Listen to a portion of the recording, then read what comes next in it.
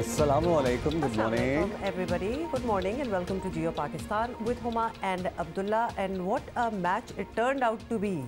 मतलब हम जीत तो गए लेकिन बड़े ही चैलेंजिंग किस्म का मैच निकला और एट वन पॉइंट लग रहा था कि ड्रॉ की तरफ जा रहे हैं। एट वन पॉइंट क्या, बस शुरू से ही यही लग रहा था कि हम ड्रॉ की तरफ जा रहे हैं। और उसके बाद पाकिस्तान ना सिर्फ ये मैच जीता बल्कि ये सीरीज़ भी पाकिस्तान ने क्लीन स्वीप की है और ज़बरदस्त परफॉर्मेंस रही है, चाहे वो T20 सीरीज़ हो, चाहे वो ये टेस्ट सीरीज़ हो। और इसमें जो नए तो एज सच नहीं, लेकिन जिन लोगों की परफॉर्मेंस बड़ी ज़बरदस्त रही है, जैसे कि साजिद खान, उनकी भी हम बात करेंगे और Sikandar Bakht would be joining us in a while. लेकिन इसके अलावा भी बहुत सारी चीज़ें हैं हमारे पास आपसे डिस्कस करने के लिए। Did anybody, by the way, कल अपेरेंटली कराची में ज़ल्ज़ला आया और मुझे तब पता चला जब कोई घंटा गुजर चुका था उसके बाद, and I just happen to be on Twitter and I saw earthquake trend कर रहा है और फिर मुझे पता चला किसी ने महसूस किया। अब्दुल्ला, अच्छा पता है क्या, मुझे लगा था जैसे हल्के से चक्कर आ रहे हैं और मुझे लगा कि शायद तबीयत ख़राब है मेरी और इसलिए चक्कर आ रहे हैं। फिर I discussed it with my wife and she said also I am feeling also a little dizzy. और उसके 10 मिनट, इतना ज़्यादा नहीं आया, बस एक सेकंड के लिए, just for this you know, just for a few moments, for that moment probably precisely. So उसके बाद हमने टिकर देखा तो हमने कहा फिर ये चक्कर नहीं होंगे। बस बात ये है ना, वही अगर शक हो तो इंसान फिर संभल के ठीक भी हो जाता है। जब कंफर्म हो जाए ना ऐसी कोई चीज़ है तो फिर उसके हवाले से बहुत से चक्कर और बहुत सी चीज़ें आप उसको एसोसिएट कर देते हैं। So this was one thing. अच्छा पता है क्या, अच्छा खासा बाज़ लोगों ने महसूस किया, particularly all those who live in high rises. So ये देखें, ये देख रही हैं आप? That's like kind of serious. That is kind of serious. मैंने महसूस नहीं किया, मैं घर पे ही थी और अगर इतनी बुरी सिचुएशन हुई होती तो शायद नज़र तो आ ही जाता ना, महसूस हो या ना।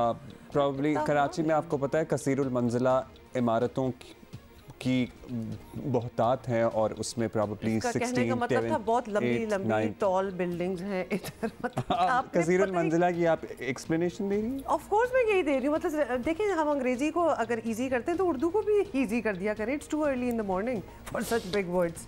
अच्छा जी, एक और ख़बर ये है, कराची में ज़लज़ले के झटके तो महसूस किए गए और कराची में दूध की फ़ी लीटर नई कीमत 120 रुपये मुकर्रर की गई है। वंडर ये कौन सी दुनिया में रह रहे हैं मुकर्रर करने वाले, क्योंकि 135 या 130 तो मेरे घर आ रहा है, बाज़ इलाकों में 140 भी बिक रहा है, 150 टाइप भी हो रहा है कुछ इलाकों में। सो ये बस अब हुज्जत तमाम करने वाली बात है कि अच्छा जी हमने 120 रुपये फ़ी लीटर कीमत मुकर्रर कर दिया। ये सारी सूरत हाल है। और उसके बाद अगर आप बहस करें दूध वाले से या अपने गवाले से तो वो कहता है कि फिर आपको दूध भी तो बेहतर मिल रहा है ना। अगर आप चाहते हैं हम 120 में दें आपको दूध तो फिर उसकी क्वालिटी वो होगी जो शायद आप लोग कंज्यूम ना कर सकें। ये किस वजह से, किस किस्म की, ये तो ऑलमोस्ट थ्रेट ही हो गया कि अगर सस्ता देंगे तो अच्छा नहीं देंगे। I am sorry, this doesn't make sense. इसके अलावा अगर एक और बात सुबह सुबह मैं आपको बताऊं तो आज हमारी थर्सडे है, फ्राइडे नहीं है। आप I was not going to say कि TGIF, मैं तो आपको UAE के हवाले से बताने की कोशिश कर रही हूँ। इससे हमें ज़रा एक बहुत सी फीलिंग्स हुई, लेकिन पहले मैं आपको बात बता दूं कि UAE ने अनाउंस किया, ऑफिशियली उन्होंने डिसाइड किया कि उनका वर्किंग वीक जो होगा वो 4.5 दिनों का होगा, यानी 4.5 डेज का होगा। And this is the first time in the world कि ये इन्होंने वर्क और लाइफ को बैलेंस करने के लिए UAE ने ये डिसाइड किया। वैसे तो मुझे लग रहा है कि बड़े अच्छा ही बैलेंस कर रहे थे वो इससे पहले भी वर्क और लाइफ को। हर चीज़ ही उनकी तो अच्छी होती है, लेकिन वो मज़ीद अच्छा करने की सोचते हैं और इसीलिए कितनी दुनिया कोशिश करती है कि वहाँ जाके रहा जाए, काम किया जाए, ज़िंदगी गुजारी जाए। तो अब से जी उनको सैटरडे संडे ऑफ हुआ करेगा, वरना उनका वर्किंग वीक जो था वो संडे से शुरू होता था, अगर आपको पता हो। तो अब सैटरडे संडे ऑफ होगा और फ्राइडे जो होगा वो जुमे की नमाज के बाद फिर ऑफ। तो 2.5 डेज तो उनके ऑलरेडी। और निजी दफातर तो अपने हिसाब से सेट करेंगे मामलात, ये सरकारी औकातकार हैं जो अनाउंस किए गए हैं।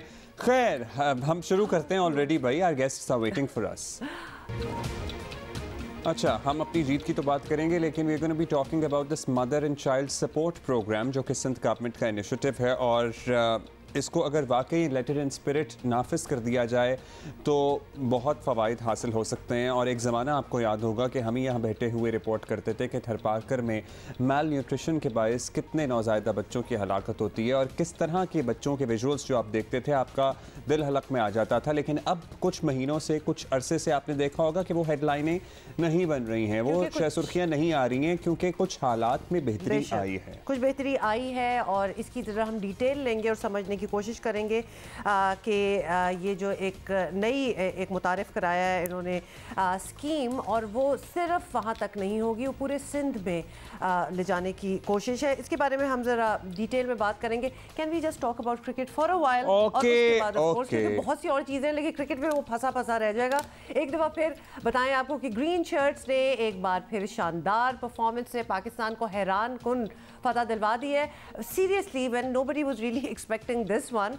और आपको बताएं कि T20 के बाद टेस्ट सीरीज़ में भी पाकिस्तान ने बांग्लादेश को वाइट वॉश कर दिया है। ढाका में खेले जाने वाली सीरीज़ का दूसरा टेस्ट मुसलसल बारिशों का शिकार रहा और मैच ड्रॉ होता दिखाई दे रहा था, लेकिन टेस्ट के आखिरी रोज़ पाकिस्तान ने बांग्लादेश को सनसनीखेज मुकाबले के बाद एक इनिंग्स और 8 रन से शिकस्त देकर क्लीन स्वीप कर दिया। ऐसी वैसी जीत नहीं है, एक इनिंग और 8 रन की मतलब ये बड़ा कम नहीं होता है कि ये कहा जाए कि जी वह बहुत से नए रिकॉर्ड भी आपको पता है बनाए गए हैं। कौमी टीम टेस्ट मैच के 5वें दिन 13 विकेट लेकर फतह हासिल करने वाली दुनिया की पहली टीम बन गई है। One record off spinner Sajid Khan की धुआंधार बॉलिंग के सामने बांग्लादेशी बल्लेबाज रेत की दीवार साबित हुए। साजिद खान ने एक इनिंग में 8 विकेटें ली, जो 19 साल में किसी ऑफ स्पिनर का बेहतरीन बॉलिंग रिकॉर्ड है। Congratulation Sajid, we are very proud of you. कप्तान बाबर आजम ने भी अहम मौके पर मेहदी हसन मिर्ज़ा और शकीब उल हसन की पार्टनरशिप तोड़ी और टेस्ट क्रिकेट में अपनी पहली विकेट लेकर मैच का रुख मोड़ने का ये सबब बन गए। और ज़बरदस्त जनाब, इस तरह ये जीत हमने अपने नाम ज़बरदस्त बात है कि when everything is really going in your favour. और बाबर आजम का सितारा तो वैसे ही आपको पता है कि चमक रहा है इस वक्त, माशाल्लाह माशाल्लाह, कि वो बॉल भी पकड़ा तो उसमें भी मतलब कमाल ही कर दिया, which was amazing. And then he also right away appealed, he knew कि वो आउट है बंदा। पाकिस्तान का तीसरा कम तरीन जनाब, खैर हम क्या डिटेल्स में जाएं। शानदार फतह पर कप्तान बाबर आजम ने भी कौमी टीम की खूब तारीफ की और तारीफ बनती भी थी। T20 के बाद टेस्ट सीरीज़ में भी ड्रामाई फतह पर सोशल मीडिया सारिफीन कौमी टीम को खूब दाद दे रहे हैं। बाबर आजम ने क्या कहा? नहीं, वो नहीं हम सुना रहे क्योंकि हम अच्छा चलो ठीक है। सिकंदर बख्श ने हमें ज्वाइन किया, चलो सिकंदर बख्श से तो बात कर सकते हैं ना। सिकंदर बख्श से हम बात कर। सिकंदर, क्या हाल है आपका और पूरी कौम को मुबारक हो। अच्छा, ये हम 8 विकेटों की बात कर रहे थे, तो कुछ आपके भी ऐसे ही रिकॉर्ड हैं जिसका एकदम से हमें याद आया, तो हमने कहा इधर मेंशन ज़रूर कर दें। क्या कहेंगे ये जीत जो कि बिल्कुल ड्रॉ की तरफ पाकिस्तान का ये मैच जा रहा था, and then what happened, you know? यह बहुत बड़ी जीत है वो इस लिहाज से कि बांग्लादेश में पिछले दिनों ऑस्ट्रेलिया गया, न्यूजीलैंड गया, सब मार खा कर आए। और वो अलग बात थी कि उन्होंने अपने मेन प्लेयर को रेस्ट दिया था, मगर वो वहां पर हार कर आए। और पाकिस्तान का ये मैच जो था 2 दिन, तो मतलब ये 3 दिन का टेस्ट मैच था। और मैंने ही आपके प्रोग्राम में कहा था कि जरा मुश्किल लग रहा है, 2 दिन जाया हो गए कि अब हम जीत सकें। और फिर 100 रन का, सिर्फ 100 रन, 101 रन उन्होंने करने थे फॉलो ऑन से बचने के लिए, वो नहीं कर सके। उन्होंने बहुत ही, लगता है कि इतना अंडर प्रेशर थे बांग्लादेश, इतना अंडर प्रेशर थे कि वो उन्होंने बिल्कुल गलत क्रिकेट खेली, जिस तरह की टेस्ट क्रिकेट खेलनी चाहिए थी नहीं खेली। और उसकी वजह ये भी है कि पाकिस्तानी बॉलर, जो फील्डर्स और कप्तान ने इतना प्रेशर उनके ऊपर डाला हुआ था कि वो उस प्रेशर से निकल ही नहीं सके। अब मुझे बताएं कि टेस्ट क्रिकेट में 101 रन करना, इस पिच पर कोई ऐसा प्रॉब्लम होना नहीं चाहिए था, मगर वो नहीं कर सके। और उसके बाद फिर आखिरी लम्हात में तो 6 ओवर रह गए थे। और तो उस लिहाज से मैं समझता हूँ कि पाकिस्तान ने जो उनका स्टैंडर्ड है ना टीम का, उसके हिसाब से उनको मारा है। यानी कि 3 दिन के अंदर उन्होंने ये टेस्ट मैच जीतकर बहुत ही जबरदस्त परफॉर्मेंस दी है। So we are very proud of our boys. अच्छा सिकू, हम जरा इंडिविजुअल परफॉर्मेंसेस की बात करते हैं। इससे पहले हम बात कर रहे थे a lot of people who do not enthusiastically follow cricket, उनको साजिद खान की एग्जिस्टेंस के बारे में नहीं मालूम था, लेकिन वो हैं, वो आए और उन्होंने परफॉर्मेंस दी और ज़बरदस्त परफॉर्मेंस दी। मतलब है दांतों में उंगलियां दबाने वाली परफॉर्मेंस दे दी उन्होंने। सो बताइएगा आपके वे वाज ही और how did you like his bowling? और मतलब हमें क्यों नहीं पता इनका? देखिए, ऑफ स्पिनर आजकल थोड़े से नापायदार हो गए हैं। उसकी बेसिक वजह ये हो गई है कि जो जब भी ऑफ स्पिनर आके दूसरा कराता है तो उसका बाजू थोड़ा सा टेढ़ा हो जाता है, कि वो सस्पेक्टेड हो जाता है कि जी वो चेकिंग तो नहीं कर रहा। तो इस लिहाज से साजिद जो है, हमारे पाकिस्तान में भी मैं हमेशा पूछता रहता था कहाँ है, मगर ये खेल रहा था रेगुलर।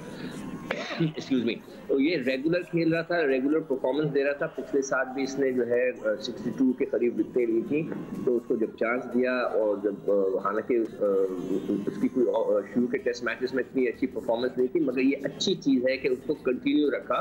उसका रिजल्ट ये आपके सामने है कि उसने एक रिकॉर्ड कर दिया कि 8 आउट करना एक इनिंग में कोई बच्चों वाला खेल नहीं होता, ये सालों के बाद ये परफॉर्मेंस होती है।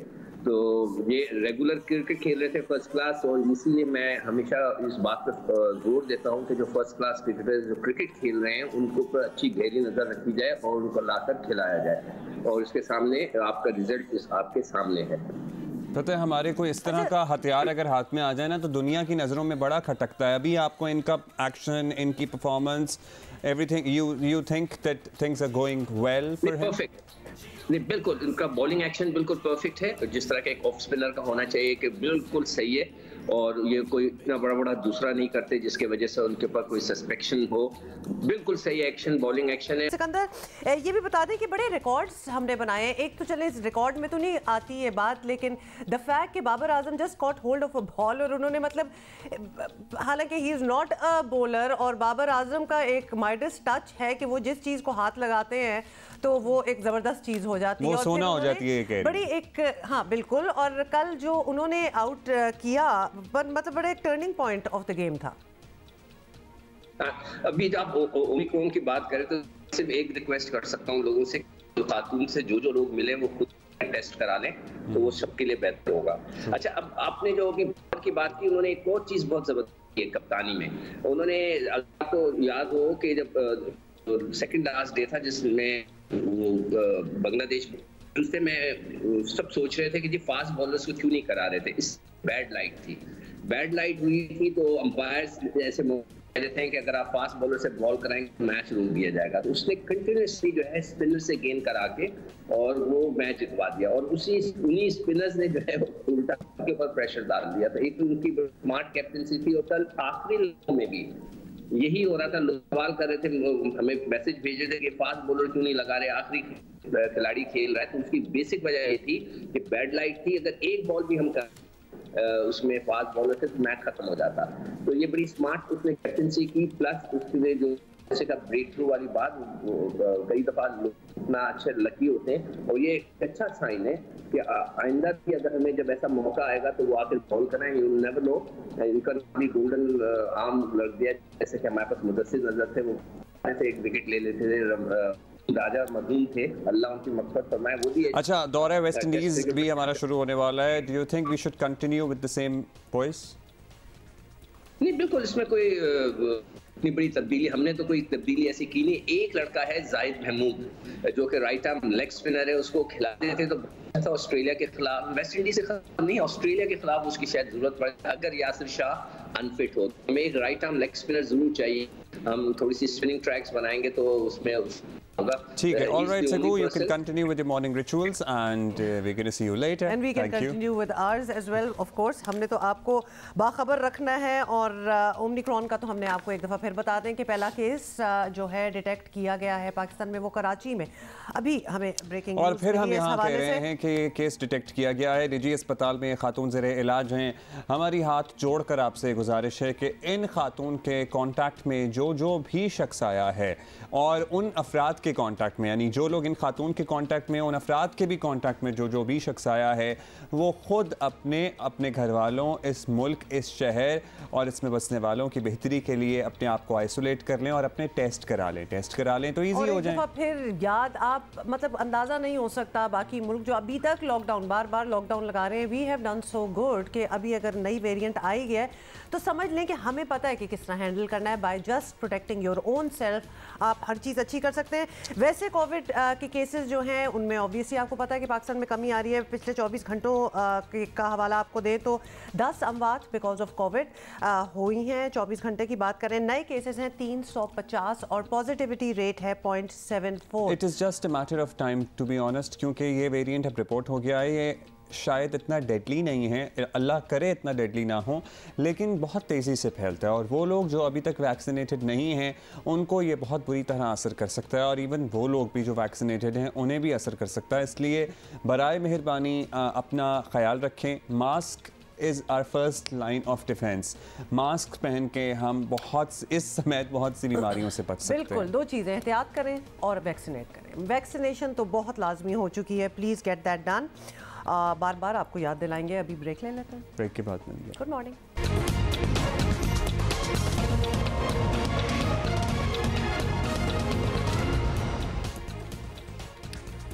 Welcome back. और हम इससे पहले ब्रेक से पहले आपको हमने ब्रेकिंग न्यूज़ दी थी कि पाकिस्तान में पहला case of Omicron variant of Covid जो है वो डिटेक्ट हो गया है इन कराची। अब उसकी इतनी डिटेल अभी नहीं आई कि वो खातून जिनमें ये डिटेक्ट हुआ है वो कहाँ से ट्रैवल कर रही थी, कॉन्टैक्ट ट्रेसिंग अभी नहीं हुई। अभी ये सारी डिटेल्स जो हैं ये सामने आ रही हैं। अच्छा, कराची के निजी अस्पताल में ये केस रिपोर्ट हुआ है और इस बारे में हम तफसील से आपको बताएंगे। साथ ही हमने आपको टॉप स्टोरी में बताया था कि mother and child health care programme जो सिंध हुकूमत की तरफ से शुरू किया गया है उसके क्या खद्दोखाल हैं, और पर्टिकुलरली जो सिंध के दही इलाकों में सुनने वाली हमारी ख़वातीन हैं, जो माएँ बहनें हैं, जो लड़कियां हैं, वो इससे कैसे फ़ायदा उठा सकती हैं। We are going to be talking about that in detail. लेकिन उससे पहले चूँकि केस रिपोर्ट हो गया इसलिए पार्लिमानी सेक्रेटरी बराए सेहत सिंध कासिम सुमरो साहब हमारे साथ मौजूद हैं। उनसे पहले इस वेरिएंट के बारे में अगर उनके पास कोई तफसील है तो वो ले लें, उसके बाद ये प्रोग्राम बताएंगे और उसकी तफसील उनसे जानेंगे। कासिम साहब, thank you for being with us. सबसे पहले तो अभी हमारे कॉरेस्पॉन्डेंट ने हमें बताया कि कराची के निजी अस्पताल में ओमिक्रॉन वेरिएंट जो है एक खातून में तस्दीक हुई है, उसकी उन्होंने जीनियाती टेस्ट किया है। आपके पास इसकी क्या तफसील पहुंची है? उस खातून की कॉन्टैक्ट ट्रेसिंग, वो कहाँ से आई या यहीं पर रह रही थी, क्या कुछ पता लगा है सर? बिस्मिल्लाहिर्रहमानिर्रहीम, बहुत शुक्रिया आपका। बिल्कुल ये तो इमिनेंट था कि चूंकि हमारे पास इंटरनेशनल फ्लाइट्स ख़ास तौर पर खुली हुई हैं, और जब पहला केस आपके यूएई के मुल्कों में जब ये आया था तो इसका मतलब ये था कि हमारे पास चूँकि इस वक्त दुबई में एक्सपो 2020 हो रहा है और प्लस बहुत सारी एक्टिविटी जो है वो दुबई और पाकिस्तान के दरमियान इन टर्म्स ऑफ ट्रैवलिंग बहुत है, तो ये तो था कि हमारे पास यकीनन आएगा। लेकिन अब जैसे आपने कहा कि चूंकि जो भी पेशेंट हमारे पास लोग आ रहे थे, हम उसकी जीनोमिक सैम्पलिंग भी कर रहे थे, रैपिड टेस्ट भी हो रहा था, और फिर उनको 1-2 दिन की हमने जो SOPs रखी थी क्वारंटीन करने की वो भी की थी। लेकिन जो उस तमाम के बावजूद भी जो पॉसिबल मेजर हो सकता था कि हम वो जो लोग पॉजिटिव हो रहे हैं या जिनके पास सिम्टम है, क्योंकि इस वेरिएंट के अंदर बहुत सारे केसेस ऐसे भी इंटरनेशनली रिपोर्ट हुए हैं, ज़ाहिर हमारे पास ये पहला केस है, तो वहाँ पर वो लोग पॉजिटिव नहीं थे। मतलब PCR टेस्ट उनके पॉजिटिव नहीं थे, लेकिन उनको बाद में सिम्टम जो वैक्सीनेटेड थे उनको बहुत माइल्ड सिम्टम आए हैं, तो वो उन सिम्टम की बुनियाद पर उनकी जीनोमिक की स्टडीज की गई और वहाँ से हमें पता चला है कि जी ये this is some kind of new variant और न्यू म्यूटेशन। तो क्या यहाँ मैं आपसे सिर्फ ये कंफर्म करना चाहती हूँ कि आम जो PCR टेस्ट होता है, आपका मतलब है ये वेरिएंट उसमें डिटेक्ट नहीं होता?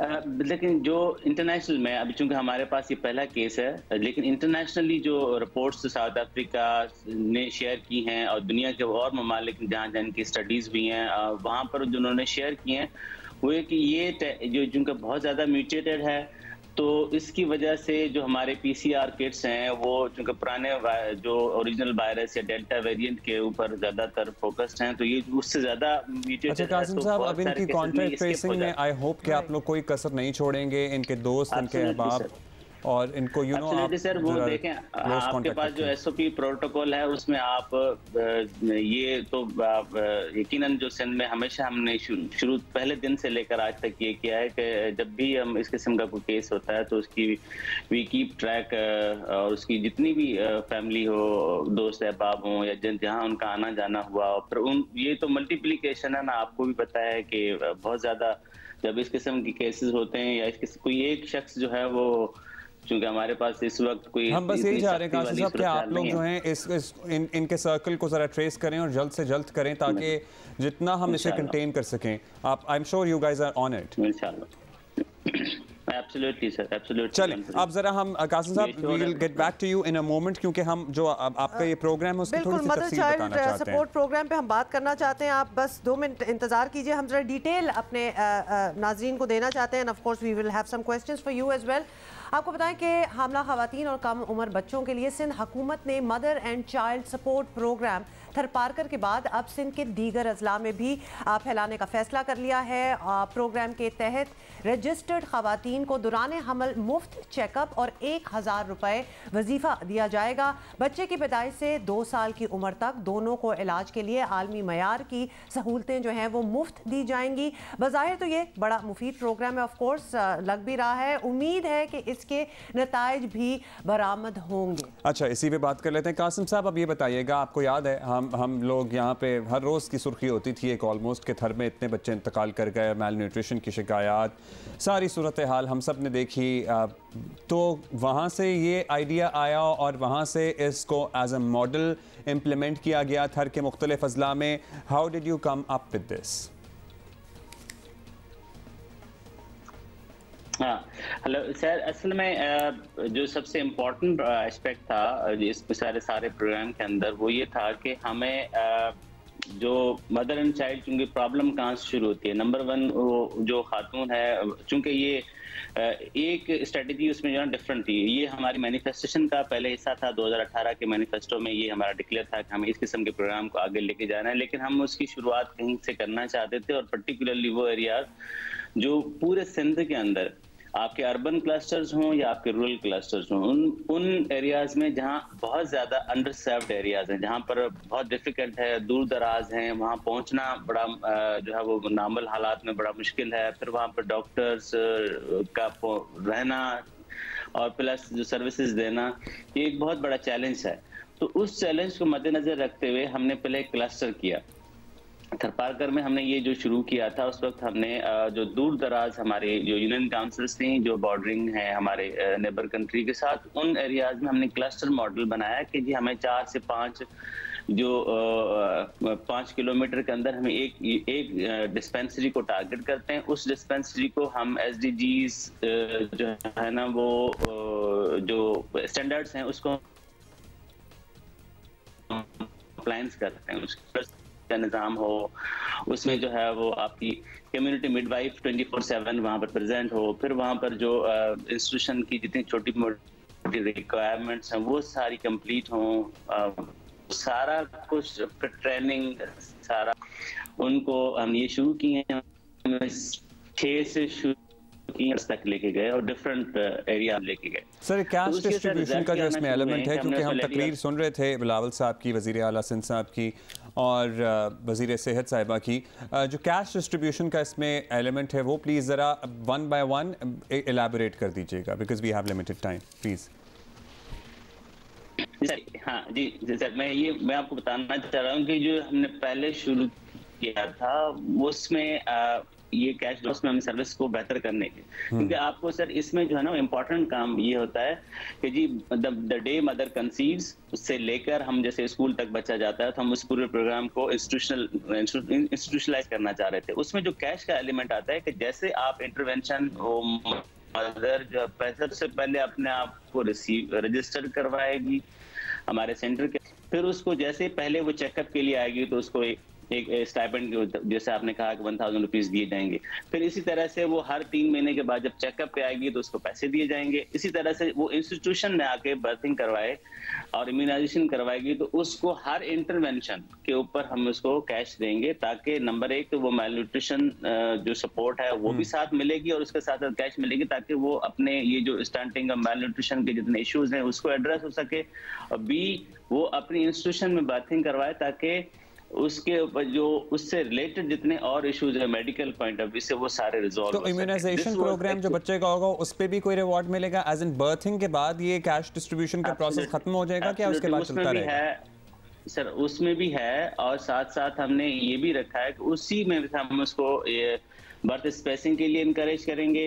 और फिर जो अगला टारगेट है इंशाल्लाह वो है कि हम इन एरियाज में जो है वो EC जो हमारा अर्ली चाइल्डहुड एजुकेशन का प्रोग्राम है, एजुकेशन डिपार्टमेंट के साथ हम उनको भी इसमें जो है वो लूप में ले रहे हैं, ताकि ये बच्चा जब माँ से 2.5-3 साल तक पहुंचे तो इसको हम अर्ली चाइल्डहुड स्कूल में भी वहीं एडमिशन करवा सकें, बच्चा हो या बच्ची, ताकि उसका जो है ना वो ये जो स्कूल ड्रॉप आउट का निज़ाम है वो भी खत्म हो और बच्चे को हम एक पूरी स्ट्रीम में लेके। और आपके पास एक डेटा भी आ जाएगा, बहुत सी चीज़ें जो हैं वो सुमरो साहब कनेक्टेड हैं टू दिस प्रोग्राम, क्योंकि आपने काफ़ी डेफिनेटली फार साइटेड इसके बारे में सोचा है। और अब ये भी बताया जा रहा है कि सजावल, मिट्टी, ठट्टा समेत काफ़ी अजला में ये प्रोजेक्ट जो है ये शुरू किया जा रहा है। ये कोई टाइमलाइन भी आपने अपने आप को दी हुई है कि ये कब तक हो जाएगा? हमने जो है वो अभी इसकी जो थरपाकर में, चूंकि ये पहले पायलट हुआ था, अब हम थरपाकर की जो क्लस्टर मॉडल में जितने हमने डिस्पेंसरीज आइडेंटिफाई किए हैं उसकी रिफर्बिशमेंट हम इंशाल्लाह बाय नेक्स्ट 15 डेज हम शुरू हो जाएगी। उसमें हम साथ साथ जो है वो टेली हेल्थ, टेली मेडिसिन के लिए भी एक सेंटर बना रहे हैं उसी में, और फिर उनकी जो हमारा जो कम्युनिटी मिडवाइफ की रेजिडेंशियल क्वार्टर्स भी बना रहे हैं। और ये 5 डिस्ट्रिक्ट्स में हम शुरू कर रहे हैं। थरपाकर ऑलरेडी है, फिर उसमें मिट्टी है, अपना सजावल है, ठट्टा है, तो ये ठट्टा और सजावल के भी कोस्टल बेल्ट्स, और फिर जामशोरों का आपका जो माउंटेनस एरिया है, फिर इसी तरह से कंबर शदाद कोट माइनस जो माउंटेनस रेंज है जो अंडर सर्व्ड है, जहाँ पर एक्सेस ऑफ फैसिलिटीज बहुत कम है। तो दिस इज एक्चुअली अब हम इसको बाय नेक्स्ट आप ये समझें कि 2-3 महीने में हम इंशाल्लाह इसकी जो है ना वो सॉफ्ट लॉन्चिंग हर डिस्ट्रिक्ट वाइज हम करते जाएंगे। कासिम साहब, हम जरा फॉलो अप आपसे भी रखेंगे कि जहाँ जहाँ लॉन्च हो रहा है उसके क्या नताइज बरामद हो रहे हैं, क्योंकि हम चाहते हैं कि this should actually work. This is a great model और काम बस करना चाहिए। It should be a successful model as well.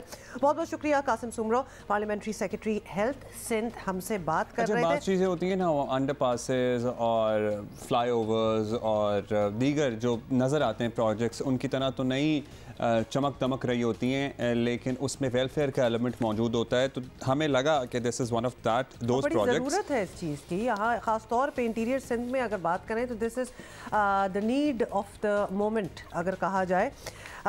We will obviously keep a track के कितना, लेकिन at the same time चूंकि इसमें कैश डिस्ट्रीब्यूशन इन्वॉल्व है, इस पे स्ट्रिक्ट चेक एंड बैलेंस रखने की भी जरूरत है। हम ले रहे हैं एक छोटी सी ब्रेक।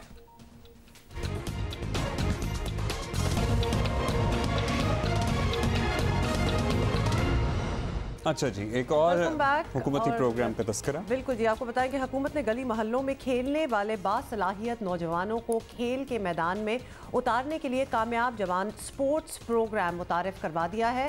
और जिना स्टेडियम इस्लामाबाद में मुल्क भर से आए हज़ारों नौजवान खिलाड़ियों की मौजूदगी में वज़ीर आज़म इमरान खान ने कामयाब जवान स्पोर्ट्स ड्राइव जो है वो लॉन्च की है। और तकरीब से खिताब में वज़ीर आज़म ने स्पोर्ट्स प्रोग्राम को पाकिस्तान का मकामी टैलेंट आलमी सतह पर मुतारिफ करवाने के लिए बेहतरीन मौका जो है वो करार दिया है। सुनिए क्या कहा।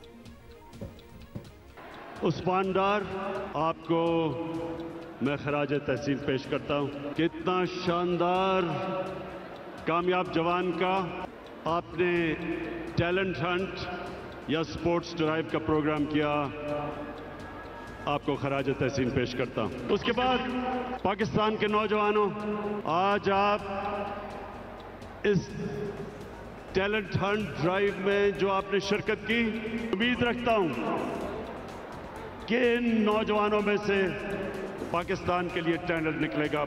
अच्छा, उस्मान डार साहब भी हमारे साथ मौजूद हैं। डार साहब शुक्रिया, आपको मुबारक हो, I hope this works well. लेकिन इसको ज़रा हमें एक्सप्लेन करते हैं, समझा दें, what are you trying to achieve out of this, और ये कैसे काम करेगा programme?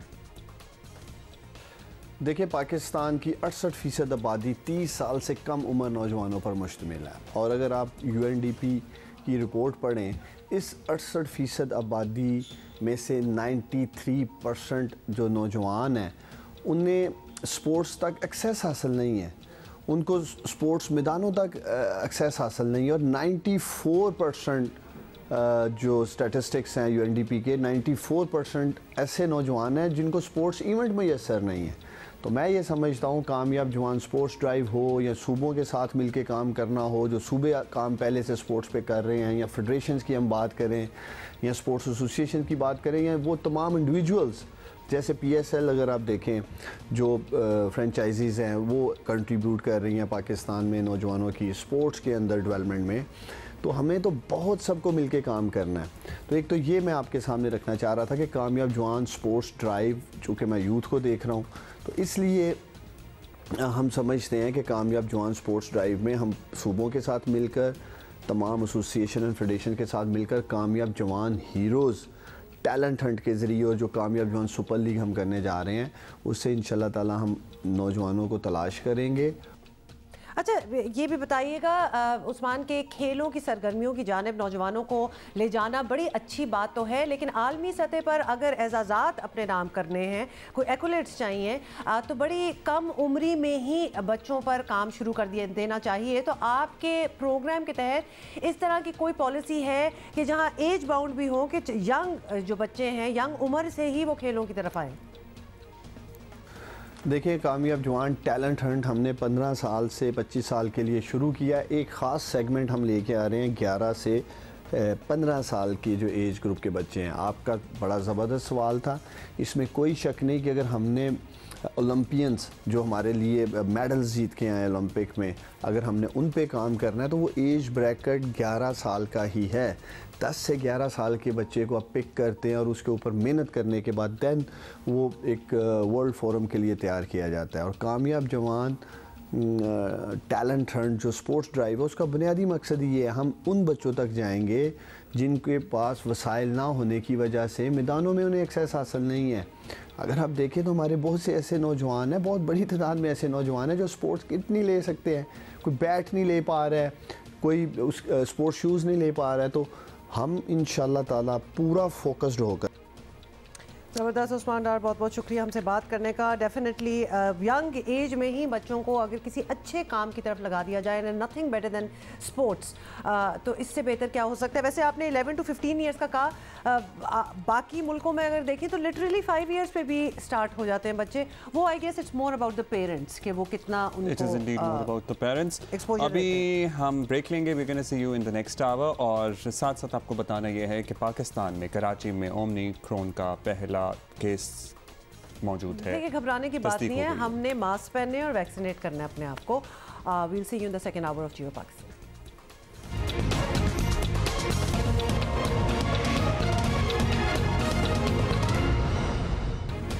Welcome back to the second hour of Geo Pakistan. आपको बताएं कि कराची के शहरियों का जदीद ट्रांसपोर्ट सिस्टम का इंतजार जो है वो बिल्कुल खत्म हो रहा है, क्योंकि वफाकी वजीर असद उमर ने बिछा हुआ है, मैं नफल पढ़ने लगा हूं। नहीं, सुनो तो सही, उन्होंने असद उमर साहब ने ये बताया है कि कल वजीर आज़म इमरान खान कराची आ रहे हैं।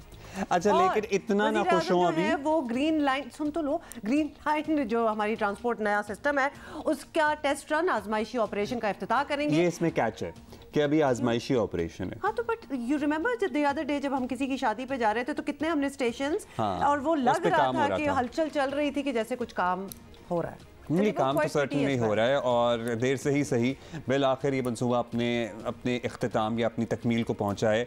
वैसे अभी भी इस पे ज़रा नज़र कर लें, नज़रसानी कर लें। आजमाइशी तौर पर इफ्तिताह तो किया जा रहा है, ये नए साल की शुरुआत पे भी हो सकता है इफ्तिताह, क्योंकि वो पेशावर मेट्रो वाला हाल ना हो ना, हर थोड़े दिन बाद बंद हो और फिर बाद में एहसास हो कि जनाब you know we are at that point right now कि शुरू तो मतलब उसके बाद ख़राब हो, सही हो, मतलब एक चीज़ शुरू तो हो, उसके बाद जो होता रहेगा उसकी मेंटेनेंस भी हो जाएगी। बट इट सीम्स वरना तो इधर पड़े पड़े गल जाएंगी चीज़ें, तो इट नीड्स टू स्टार्ट। वैसे it should start because there is nothing else in Karachi जो पब्लिक ट्रांसपोर्ट का सिस्टम और कराची का मौसम, जो कराची में आके रहते हैं उनको बड़ी अच्छी तरह पता होगा कि चीज़ें लिटरली गल जाती हैं। तो ये पड़े पड़े जो बसें आके पड़ी हुई है ना, वहाँ वो रंग लग गए होंगे, start running already on the roads. अच्छा जी, वाकई मंसूबा तो अच्छा है अगर ये अपने इख्तिताम को पहुंच जाए और एक्चुअली लोग इससे इस्तेफादा करना शुरू करते हैं, जो कि कर देंगे, तो कराची वालों के लिए एक बहुत बड़ा रिलीफ होगा, बहुत बड़ा रिलीफ होगा।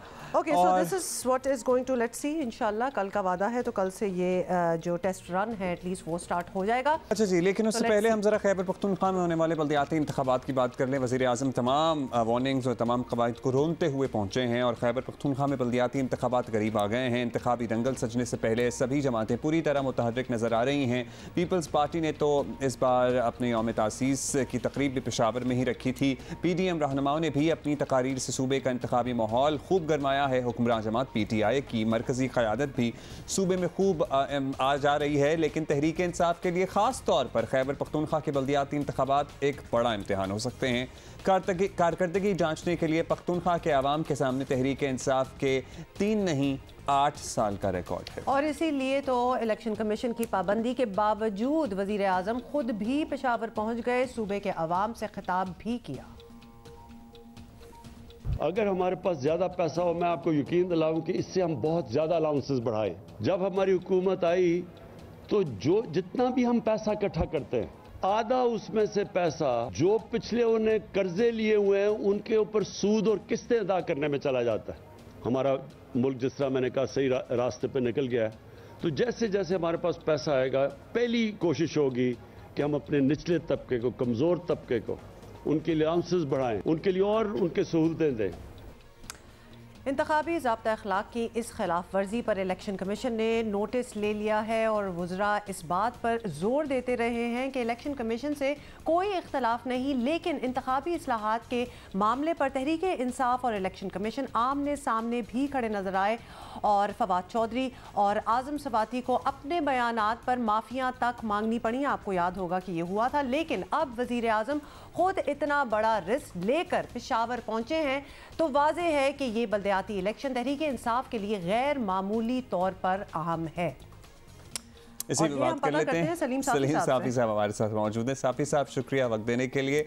बताइएगा, पख्तूनख्वा में बल्दियाती इंतखाबात का मेला सजने वाला है, सभी जमातें अपना जोर लगाएंगी, लेकिन ख़ास तौर पर तहरीक इंसाफ ज़्यादा कोशिश करती नज़र आ रही है। अब चंद वज़रा और वज़ीर आज़म तक की सतह पर कोशिश की जा रही है। इलेक्शन कमीशन से टक्कर का भी रिस्क ले लिया। तहरीक इंसाफ के लिए ये इलेक्शन क्या समझते हैं, क्यों इतनी अहमियत का हामिल है?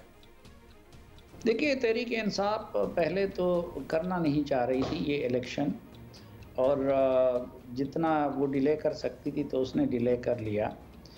और फिर अपना ये निज़ाम जो उन्होंने बनाया है तो उसमें जितना उसको वो अपने मर्ज़ी के मुताबिक बना सकते थे तो उन्होंने उसको उसके मुताबिक बना दिया। अब मसलन सिंध में तो बड़ा अपोजिशन की जमात है और ख़ुद PTI भी शोर मचा रही है, लेकिन खैबर पख्तूनख्वा में ये जो निज़ाम तश्कील दिया गया है, एक तो ये है कि ये बल्दियाती इदारों का निज़ाम है, लेकिन ये मकामी हुकूमतों का निज़ाम कतन नहीं है, और उसको नाम दिया गया है लोकल गवर्नमेंट का। दूसरा, उसमें जो सबसे बड़ा जुल्म किया गया है उस कानून में, वो ये है कि उसमें डिस्ट्रिक्ट का कंसेप्ट ख़त्म कर दिया गया है। मसलन डिस्ट्रिक्ट गवर्नमेंट नहीं होगी या डिस्ट्रिक्ट कौंसिल नहीं होगी, विलेज कौंसिल है, नेबरहुड कौंसिल है, फिर ऊपर तहसील कौंसिल है, और दरमियान में ज़िले को गायब कर दिया गया है। तो फिर ये है कि बाकी मुल्क में तो वो अब इब्स एंड बट्स से काम ले सकते हैं, लेकिन खैबर पख्तूनख्वा में ज़ाहिर है कि PTI की हुकूमत को 8 साल हो गए, और खैबर पख्तूनख्वा के हालात वो बाकी मुल्क की बनिस्बत बहुत ज़्यादा ख़राब हैं। इसलिए उन्होंने पहले ये कोशिश की कि इसको गैर जमाती बुनियादों पे कराए जाएं। वो अदालत ने उनके उस ख्वाब को पूरा नहीं होने दिया। अब भी बहुत सारे लोग PTI ने इंडिपेंडेंट खड़े किए हैं। अच्छा, जब इन इंतखाबात में हम देख रहे हैं कि ANP और जमीयत उलमा इस्लाम के साथ पीपल्स पार्टी भी जोर लगाती नज़र आ रही है, तो इन जमातों के एक्चुअल चांसेस हैं क्या? मेरे ख्याल में असल जो एक तो ये कि बल्दियाती इंतखाबात के अपने डायनेमिक्स होते हैं, और ज़्यादातर फिर वो अफराद पे मुनहसर होते हैं। मसलन अभी अगर आप देखें तो हर इलाके में और हर सूबे में डायनेमिक्स मुख्तलिफ होते हैं, लेकिन पीपल्स पार्टी खैबर पख्तूनख्वा में बहुत ज़्यादा कमज़ोर हो गई है। और ये जो पिछले दिनों पेशावर में जलसा किया गया, तो वो जलसा भी असल में कौम के वसीतर मफाद में कामयाब करवाया गया, क्योंकि इस वक्त पीपल्स पार्टी भी आप जानते हैं कि एक पेज पे है और ताबेदारी कर रही है। लेकिन अभी वहाँ जो असल ज़्यादातर मुकाबला नज़र आता है वो PTI और ANP और JUI और इनके माबैन नज़र आ रहा है। चलें, आपने अब शायद हम ना भी जानते हो, लेकिन आपने ये कन्फर्म किया है कि पीपल्स पार्टी मुख्तलिफ हलकों के साथ, मुक़्तदर हलकों के साथ एक पेज पर है और ताबेदारी कर रही है। अब इस पे तो पीपल्स पार्टी का वर्जन हम जब लेंगे तब लेंगे, लेकिन अभी साफ़ी साहब ये बताइएगा, इन इंतखाबात में एक और अहम किरदार इलेक्शन कमीशन का भी होगा, जिन्हें सब कुछ साफ शफाफ और पुरअमन अंदाज में कराने की जिम्मेदारी है। आपको लगता है कि ठीक ट्रैक पर है, तमाम मामलात अच्छे से इलेक्शन हो जाएंगे? अभी तक तो तारीख हमें ये बता रहा है कि बदकिस्मती से इलेक्शन कमीशन ऑफ पाकिस्तान किसी भी इलेक्शन के दौरान पूरी तरह रूल्स को इम्प्लीमेंट नहीं करवा सकी, और ख़ुसूसन हुकूमत उनसे नहीं करवा सकी, और फिर हुकूमत के पास इतने हरबे होते हैं, इतने एक्सक्यूज़ होते हैं।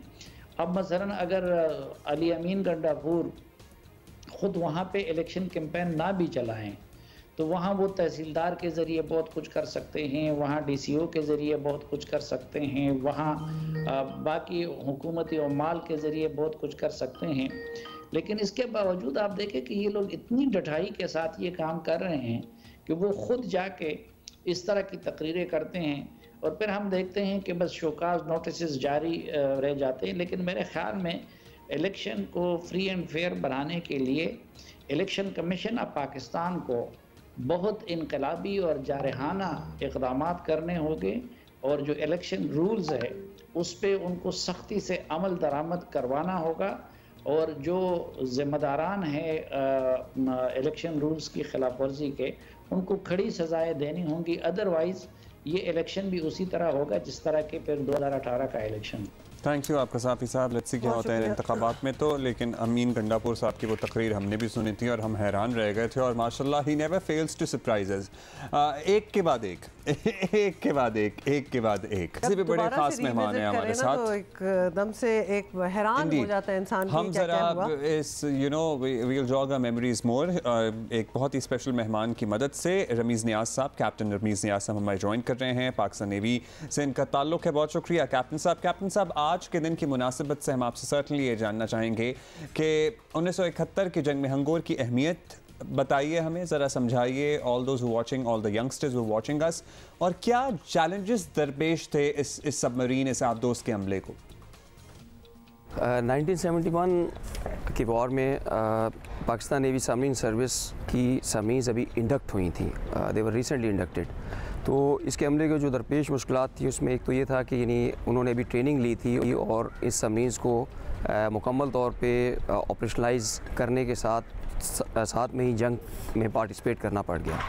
तो एक तो ये था कि उन्होंने अपना प्लेटफॉर्म जो है उसको बहुत अच्छी तरह देख नहीं पाए थे। दूसरी चीज़ ये थी कि जंग में क्योंकि एग्रेसर इंडिया था तो आपको जंग का वेट करना था, और वहाँ पे जाके जंग में जिस एरिया में वो जा रहे थे उस एरिया में they have to find and search the enemy ships. तो तीसरी चीज़ ये थी कि जैसे मैंने आपको बताया कि अभी न्यूली इंडक्ट हुई थी, तो जब हंगोर अपने ऑपरेशनल एरिया में थी तो इनका एक डिफेक्ट डेवलप हो गया।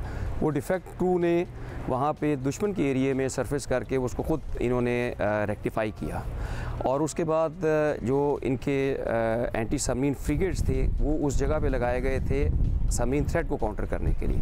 तो बेसिकली इन्होंने they hunted the hunters.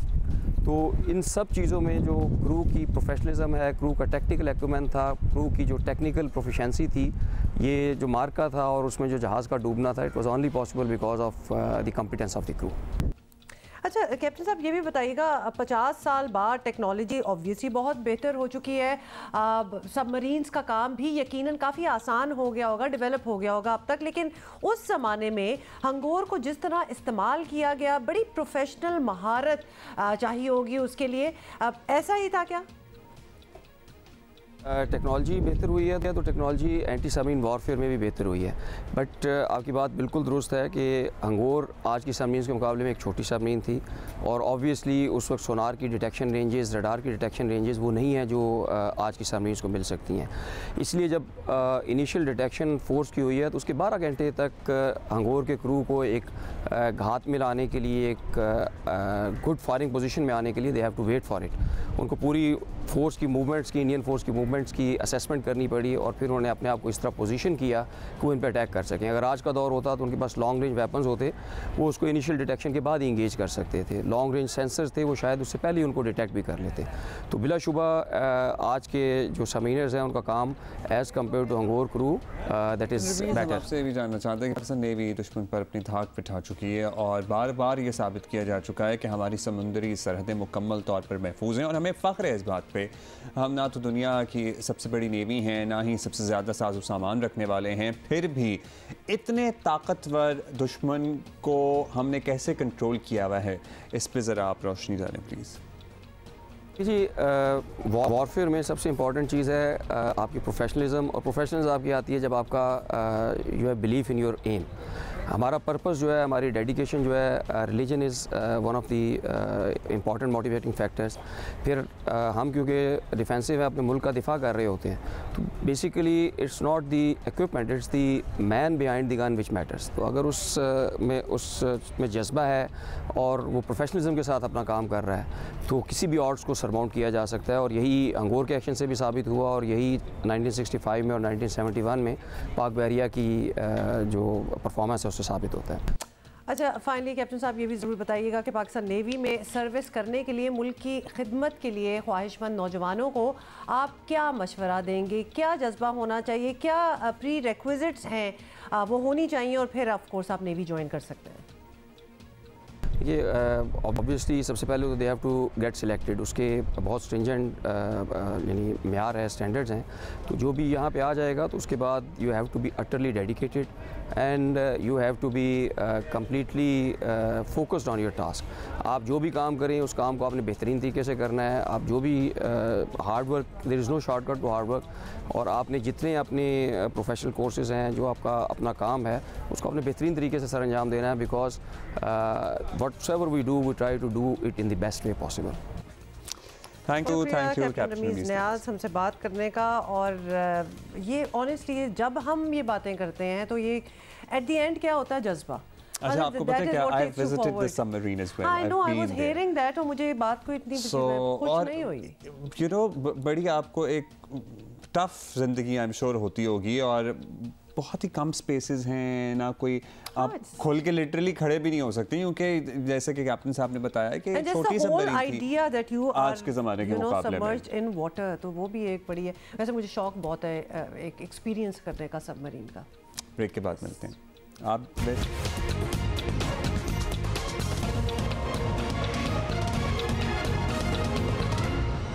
Omicron के हवाले से हमारे पास एक अपडेट है, और अपडेट ये है, वैसे मुझे हैरानी भी है अपडेट देने के साथ साथ मुझे गुस्सा कि अभी भी ऐसे लोग हैं जो अभी अनवैक्सीनेटेड हैं, and I wonder how they are travelling and now has she travelled. This raises a question, क्योंकि अच्छा डिटेल बताएं। अच्छा जी, ओमिक्रॉन वेरिएंट से मुतासरा खातून की उम्र 65 साल है। महकमा सेहत के मुताबिक मुतासरा खातून को अस्पताल से अब घर मुंतकिल कर दिया गया, यानी शी स्टेबल, और मुतासरा खातून ज़िला शर्की की रिहायशी हैं, और ओमिक्रॉन से मुतासरा खातून ने वैक्सीनेशन नहीं कराई थी। इधर ही रुक जाओ, इस पे अफसोस किया जा सकता है, गुस्सा भी किया जा सकता है, और उम्र देखिए, मतलब सीनियर अगर सिटीजन हो जाए तो फिर तो ज़रूर करवाएं भाई। आप लोगों की तो ऑलरेडी इतनी और हेल्थ इश्यूज चल रहे होते हैं कि any other virus can attack you really bad. तो ये मुझे बहुत अजीब। अच्छा, ये भी बताया गया है कि इनकी कोई ट्रैवल हिस्ट्री नहीं है जनाब खातून। फिर अगर ट्रैवल हिस्ट्री नहीं है, अच्छा तो कौन सी फ्लाइट के मुसाफिरों को टेस्ट किया जा रहा है? फिर ट्रैवल हिस्ट्री नहीं है, ये ट्रैवल हिस्ट्री है कि नहीं है? नहीं गई जहाँ को इस वक्त हमने बैन किया हुआ है भाई, ट्रैवल यानी कि यहीं पे रही हैं। खैर जो भी है, अब अब इनके घर वालों को भी टेस्ट किया जा रहा है, और इनके घर वालों में से बताया गया है कि कुछ लोग पॉजिटिव भी आए हैं। सो कहाँ से लेके आए हैं? अच्छा, कोई और ट्रैवल किया होगा इनके घर में से। Anyway, we are speculating. We shouldn't, because जो खबर हमारे सामने है वही है।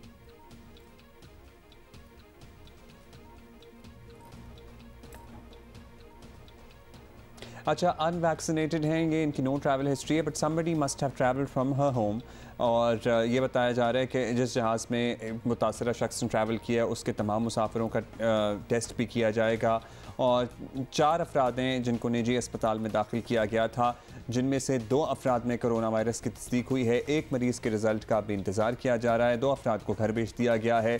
2 अफराद अभी तक अस्पताल में ज़ेरे इलाज हैं। 4 अफराद में से 1 शख्स ने वैक्सीनेशन कराई हुई थी, बाकी 3 ने नहीं कराई हुई थी। So this is what is going on, और खुदा का वास्ता है, हाथ जोड़कर हम कह रहे हैं, करा लें वैक्सीनेट। किस बात का इंतज़ार है? अब 65 साल की उम्र में आपको क्या डर है? आप क्या मतलब है कि क्या ही हो जाएगा वैक्सीनेशन से? Please let us know what are your reservations. मतलब कि क्या आप सबसे ज़्यादा, अल्लाह माफ़ करे, एक रिजर्वेशन जो मज़े का खेज़ रिजर्वेशन है ना, रिजर्वेशन होती है रिप्रोडक्टिव हेल्थ मुतासर होगी। अब 65 साल की उम्र में किसने कौन सी ना मर्द कौन सी रिप्रोडक्शन करनी है किसी खातूनी आदमी ने?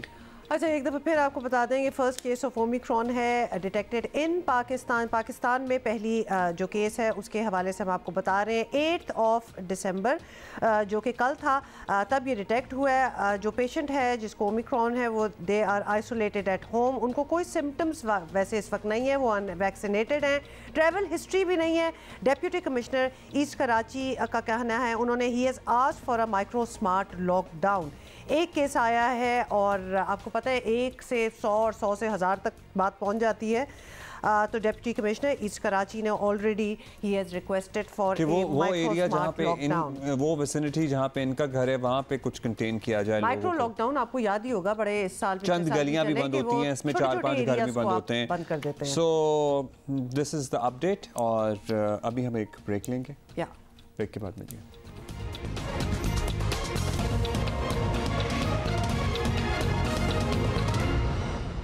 आपको बताएं कि ट्रांसपेरेंसी इंटरनेशनल के ताज़ा सर्वे के मुताबिक आवाम की बड़ी अक्सरियत को कानून नाफिज करने वाले इदारों पर एतमाद नहीं है। सर्वे में पुलिस और अदलिया को करप्ट तरीन अदारा करार दिया गया। आवाम की अक्सरियत हुकूमत की खुद एहतसाबी के मामले पर भी मुतमईन नहीं।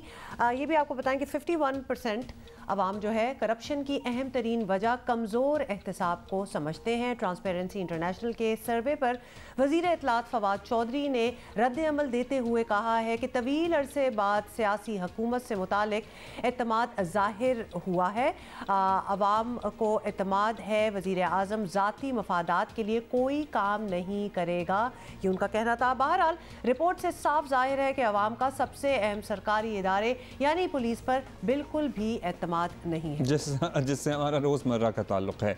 और ये एतमाद बहाल करने के लिए पुलिस के महकमे में इनकलाबी तब्दीलियों की ज़रूरत है।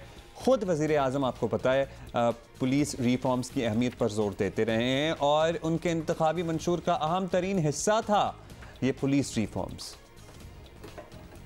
पुलिस का हमने निज़ाम ठीक करना है। पहले मुझे केपी की बड़ी खुशी है कि केपी के अंदर एक बहुत बड़ी तब्दीली आई है पुलिस में, और मैं बड़ा शुक्रगुजार हूँ कि जिस तरह केपी की पुलिस ने एक ऐसी तब्दीली लेके आई कि हमारे इलेक्शन की जीतने की एक बहुत बड़ी वजह यह थी कि पुलिस तब्दील हो गई वहाँ। लेकिन आपको पता ही है पंजाब में पुलिस रिफॉर्म्स की जिम्मेदारी जिन्हें दी गई थी वो खुद ही मुस्ताफ़ी हो गए और आईजी पंजाब की जो कुर्सी है वो लिटरली म्यूज़िकल चेयर ही बनी हुई है। अच्छा जी, अभी हमारे साथ मौजूद है साबिक आईजी बलोचिस्तान चौधरी याकूब। बहुत बहुत शुक्रिया चौधरी साहब, आपने हमें ज्वाइन किया है। एक मरतबा फिर पाकिस्तानियों की अक्सरियत ने पुलिस को करप्ट तरीन सरकारी इदारा जो है वो करार दे दिया है। ये तासुर हमेशा से ही है कि पुलिस करप्ट है, ये कोई नई बात नहीं है, तो लेकिन ये तासुर है क्यों? पहले तो मेरा ख्याल है कि इस पर हम बात रोशनी डालें। पुलिस इज एन ऑर्गेनाइजेशन जो बहुत ज़्यादा लोगों के साथ उसका डायरेक्ट रब्ता होता है। स्ट्रीट के अंदर, थाने के अंदर, हर जगह के ऊपर छोटे छोटे मसाइल के ऊपर लोगों को पुलिस से वास्ता पड़ता है और पुलिस की मदद की ज़रूरत होती है और पुलिस के पास वो जाते हैं। लड़ाई झगड़े होते रहते हैं बाज़ार के अंदर, अगर वो लोग मूव कर रहे हैं तो ट्रैफिक की वायलेशंस होती हैं। इस तरह के डिफरेंट किस्म के मौके के ऊपर रेडी वाले ने अगर एनक्रोच किया हुआ है कोई जगह को तो वहाँ भी पुलिस वाला आएगा, उसको हटाएगा। तो इसलिए राब्ता सबसे ज़्यादा अगर किसी महकमे का है तो वो पुलिस का महकमा है जो कॉमन मैन के साथ होता है। और कॉमन मैन जो है वो आम आदमी जो इस मुल्क में अगर हम इकोनॉमिक इश्यूज को देखें तो उसमें गुर्बत बहुत है। तो कॉमन मैन के जेब में से अगर 100 रुपया भी जाएगा तो उसको बहुत तकलीफ होगी।